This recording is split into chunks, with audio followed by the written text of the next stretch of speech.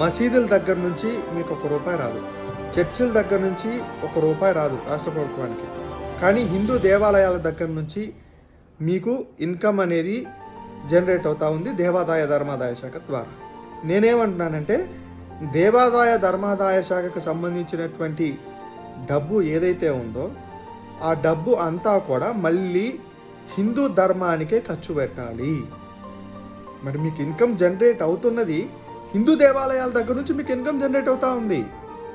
మీరు ఆ హిందూ దేవాలయాల దగ్గర నుంచి జనరేట్ అయ్యే ఇన్కమ్ని మీరు రాష్ట్ర ప్రభుత్వంలో కలిపితే ఎట్లాగా?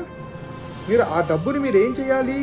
హిందూ దేవాలయాలకి కేటాయించాలి. మళ్ళీ హిందూ దేవాలయాలకి సంబంధించినటువంటి ఏదైనా దేవాలయం అలనా పాలనా చూడటం, ఏదైనా దేవాలయం పాడైతే వాటి మరమ్మతులు చేయించటం, లేదు కొత్త దేవాలయాలను నిర్మించటం, ఇలాంటి పనులన్నీ మీరు దేవాదాయ ధర్మాదాయ శాఖ నుంచి వచ్చేటువంటి ఇన్కమ్ నుంచి మీరు చేయాలి.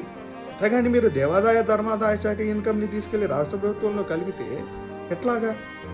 ఆ ఇన్కమ్ వస్తున్నది మీకు హిందూ దేవాలయాల నుంచి అయినప్పుడు మీరు ఆ ధనాన్ని కూడా మీరు హిందూ సంరక్షణ కోసం, సనాతన ధర్మ సంరక్షణ కోసం, హిందూ దేవాలయాల కోసం ఖర్చు పెట్టాలి. అంతే కదా?